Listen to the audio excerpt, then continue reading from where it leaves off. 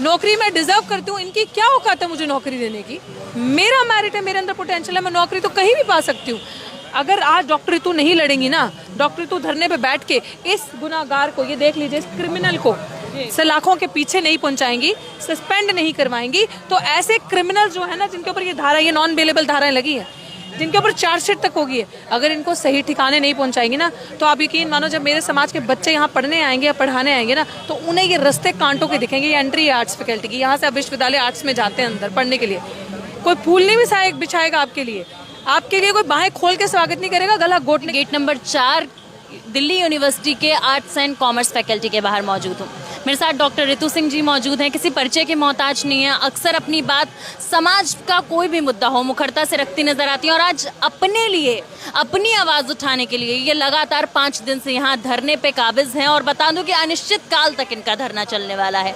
हमने पहले भी आपको इनके माध्यम से बताया कि आखिर किस तरीके की चीज़ों को लेकर ये सामने आई हैं, मगर आज दोबारा इन्हीं से जानना चाहेंगे कि आखिर इस धरने की मांग क्यों पड़ी, आखिर इस धरने पे बैठने की ज़रूरत क्यों पड़ी। मैम, आपने 2 चीज़ें कही इसमें। पहले तो आपने ये कहा कि अक्सर आपने मुझे हर जगह देखा होगा, जहाँ किसी के साथ नाइंसाफ़ी हो रही है मैं खड़ी मिलती हूँ, मैं मिलूंगी भी आगे भी। और दूसरी चीज़ आपने ये कही कि आज अपने लिए इस धरने पे बैठी और क्या ज़रूरत पड़ी ऐसी इस चीज़ की। मैं आज भी अपने लिए नहीं बैठी, आप यकीन मानिए इस चीज़ को। अगर मैं अपने लिए कभी सोचती और अपने लिए मुझे कुछ करना होता तो मैं नौकरी के अंदर होती। मुझे तमाम ऐसे ऑफर्स थे जिनका तमाम सबूत मेरे पास हैं कि आप आ जाओ, मिल जाओ हमारे साथ, चुप हो जाओ, सब मिल जाएगा, जहाँ नौकरी चाहते हैं वहाँ मिल जाएगी, शांत हो जाओ, क्यों करती हैं ये सब। तो मैं नौकरी पे होती। ये होता है अपने लिए। मैं अपने लिए नहीं हूँ, मैं समाज के लिए हूँ। बिकॉज इस ट्रेंड को ब्रेक करना ज़रूरी है।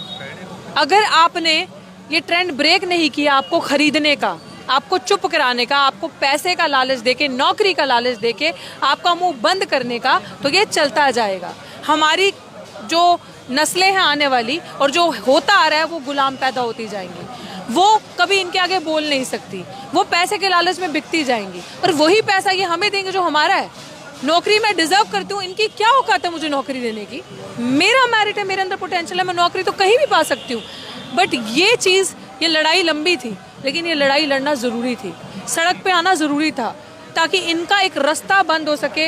हमारे समाज के जो गरीब, शोषित, प्रताड़ित, पिछड़ा वर्ग है, जिनके पास रिसोर्सेज नहीं होते, जो सपना देखते हैं ऐसे प्रसिद्ध विश्वविद्यालयों में आके पढ़ने का और पढ़ाने का, कुछ बनने का, उनका रास्ता खुल सके, उनके रास्ते रोके ना जाएं। उनके लिए अगर आज डॉक्टर रितु नहीं लड़ेंगी ना, डॉक्टर रितु धरने पे बैठ के इस गुनाहगार को, ये देख लीजिए, इस क्रिमिनल को सलाखों के पीछे नहीं पहुंचाएंगी, सस्पेंड नहीं करवाएंगी, तो ऐसे क्रिमिनल जो है ना, जिनके ऊपर ये धारा, ये नॉन बेलेबल धाराएं लगी है, जिनके ऊपर चार्जशीट तक होगी है, अगर इनको सही ठिकाने नहीं पहुंचाएंगी ना, तो आप यकीन मानो जब मेरे समाज के बच्चे यहाँ पढ़ने आएंगे या पढ़ाने आएंगे ना, तो उन्हें ये रास्ते कांटों के दिखेंगे। ये एंट्री है आर्ट्स फैकल्टी की, यहाँ से आप विश्वविद्यालय आर्ट्स में जाते हैं अंदर पढ़ने के लिए, कोई फूल नहीं बिछाएगा आपके लिए, कोई बाहें खोल के स्वागत नहीं करेगा, गला घोटने के लिए खड़ा होगा। But I want to break this trend.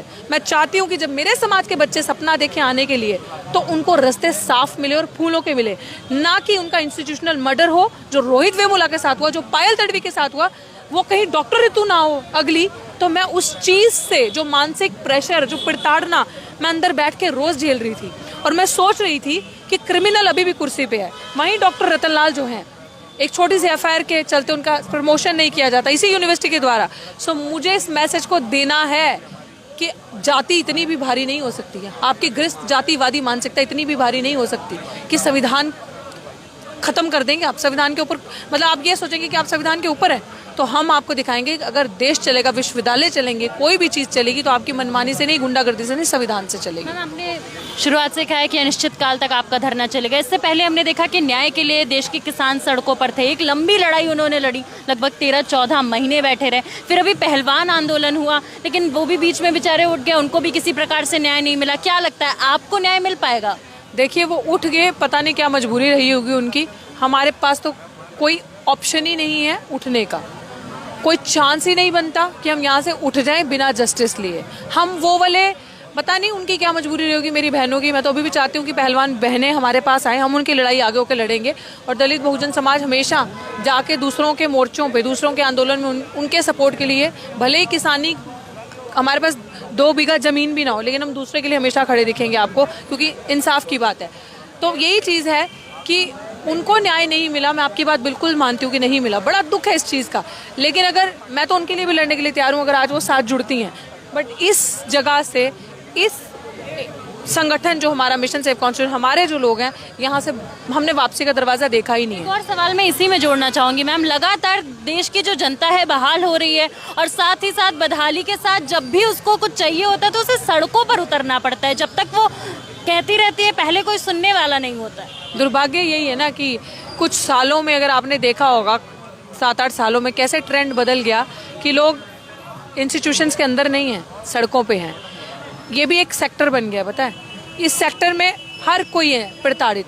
कभी कोई हॉस्पिटल के कर्मचारी प्रोटेस्ट कर रहे हैं, कभी कोई डॉक्टर्स सड़कों पे आ गए हैं, टीचर्स आ गए हैं, स्टूडेंट्स दिखते हैं आपको सड़कों पे। क्यों? क्योंकि जिस देश को इतने खून पसीनों से सींच के हमारे बड़े बुजुर्गों ने बनाया ना, वो आज गुंडों के हाथ में, वो आज मवालियों के हाथ में, जिन्होंने देश में कुछ नहीं किया, आज शासन सब उनके हाथ में।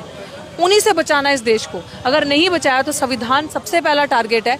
और अगर संविधान गया तो यकीन मानो ना, आप बैठोगे ऐसे ना आप मेरा इंटरव्यू ले रही होगी, क्योंकि वो महिला विरोधी लोग हैं जो वहाँ बैठे हैं।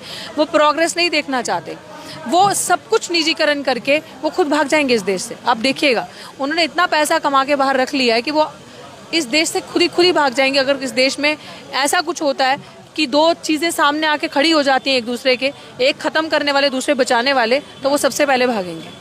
मैम लगातार 5 दिन हो चुके हैं आपके धरने को, हम भी शुरुआत से कवरेज देते रहे, आज दोबारा आपसे बातचीत करने आए।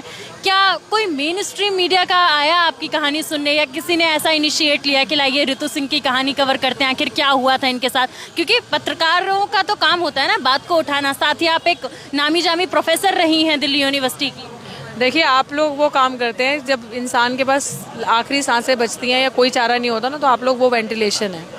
तो आप लोग पत्रकार, खासकर आपके चैनल का, बहुत टाइम से आपका चैनल सच दिखाता है और जनता की, हर तबके की, चाहे वो दलित, गरीब, शोषित, प्रताड़ित कोई भी है, आप लोग सबकी आवाज़ उठाते हो। तो आप लोग तो हमारे लिए वो चीज़ हो कि अगर आप लोग हमें कवर ना करो तो हमारी आवाज़ सच में कोई कवर ना करे।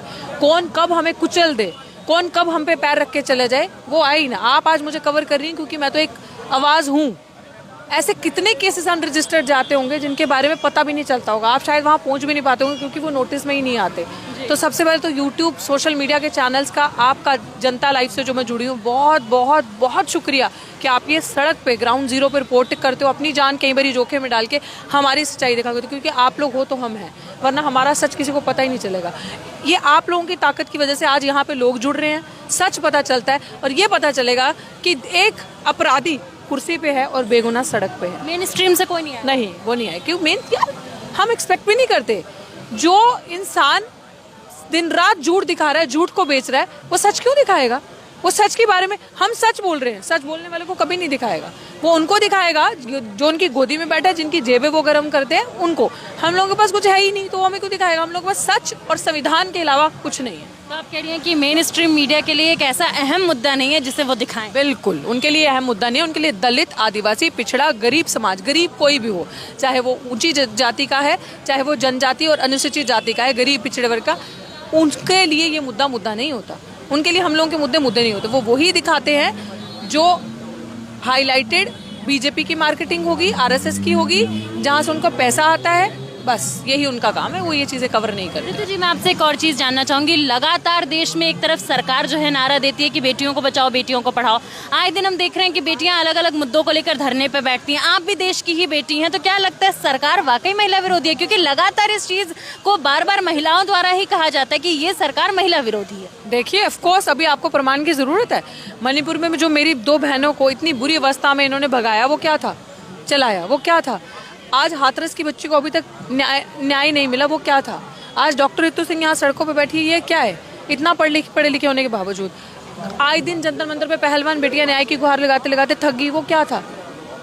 तो ये आप बेटी बचाओ बेटी पढ़ाओ खाली किताबों में मत करो, खाली भाषणों में मत करो, बोल बच्चन में मत करो। हिम्मत है तो सड़कों पे आओ बेटी बचाओ को बचाने के लिए, बेटी पढ़ाने के लिए। आज आपकी ये बहुत बड़ी मंत्री स्मृति ईरानी कहाँ है? वो बोलती हैं, किसी भी अन्याय के खिलाफ आवाज उठाती हैं। उल्टा इतनी गंदी ग्रस्त मानसिकता की वो औरत है कि खड़े खड़े किसी का भी कैरेक्टर असैसिनेट वो कर दें। एक महिला होने के नाते किसी को भी संसद में, जिस संसद में मुद्दे अगर उठाने हैं ना, तो गरीबों को उठाओ, दलितों को उठाओ। संसद में मुद्दे उठाने हैं ना, तो जवाब दो रोहित वेमुला को। आप जैसे आप जैसे लोगों के बैठे हुए इंस्टीट्यूशनल मर्डर रोहित वेमुला का हुआ, आप जैसे लोग सत्ता में बैठे हैं तो डॉक्टर रितु सिंह का सड़क पे है, आप जैसे लोग सत्ता में बैठे हैं तो ऐसी जो गुंडागर्दी करने वाली जातिवादी महिलाएं हैं ये कुर्सी पे है और बेगुनाह सड़कों पे है। क्योंकि आपने जिक्र कर दिया कि जातिवाद वाली महिलाएं कुर्सी पर हैं, तो मैं आपसे ही चाहूंगी कि आप एक मैसेज दें तमाम दर्शकों को, और जिस प्रकार का जातिवाद सिस्टम में है अगर उसको लेकर भी आप कुछ कहना चाहें तो। देखिए, सिस्टम में जातिवाद तो है ही है। सिस्टम पूरा जो अपर लेयर्स में जो लोग बैठे हैं वो इसीलिए बैठे हैं, वो एक नेक्सस है, वो इसीलिए बैठे हैं आपको खत्म करने के लिए। उनको बस कोई पोटेंशियल दिखना चाहिए, जिसके अंदर पोटेंशियल है, जो अच्छा वक्ता है, पोटेंशियल है, अपने सब्जेक्ट को जानता है, उनसे इनको थ्रेट है। तो ये सिस्टम ही पूरा करप्ट है। इस सिस्टम में अगर दलित आदिवासी बहुजनों को जीना है तो गुलामी का रास्ता नहीं है। आवाज उठाना है, डट के खड़े होना है और डट के लड़ना है। और मेरा तो रास्ता ही लड़ाई का है। लड़ोगे तो जीतोगे, अगर दलाली करोगे, गुलामी करोगे तो कल भी हारे हो, आज भी हारे हो। तमाम दर्शकों को अपनी तरफ से कोई मैसेज देना चाहेंगे, आपका साथ देने के लिए, आपका समर्थन देने के लिए? बिल्कुल, मैं चाहती हूँ कि देखिए, ये आज मैं बात आपको बता देती हूँ कि जो चुप बैठे हैं ना, अगर इस ऐसे कुशासन पिशाच राज में चुप बैठेंगे तो सबसे पहला नंबर आपका है। हम तो लड़ रहे हैं, लड़ेंगे, आखिरी नंबर हमारा होगा, लेकिन पहला नंबर आपका है, ये मैं कह देती हूँ दावे के साथ। और जो भी आपके माध्यम से जिनको भी खबर मिल रही है, अगर किसी की कोई मजबूरी है, कोई नहीं आ सकता, अगर आपके आसपास के लोग हैं तो इस न्याय की, इंसाफ की, बराबरी की लड़ाई में ज़रूर शामिल हो। ये डॉक्टर रितु की लड़ाई नहीं है। डॉक्टर रितु की लड़ाई होती तो डॉक्टर रितु नौकरी पे होती। डॉक्टर रितु को नौकरी नहीं, न्याय चाहिए। ये जॉब नहीं, जस्टिस चाहिए। Thank you. बहुत बहुत धन्यवाद आपका। तो डॉक्टर रितु ने एक बात यहाँ पर साफ जाहिर कर दी है कि ये लड़ाई सिर्फ वो अपने लिए नहीं बल्कि अपने समाज से जुड़े हर उस बच्चे के लिए लड़ रही हैं जिसको कल इस यूनिवर्सिटी में आके कहीं जातिवाद का सामना ना करे।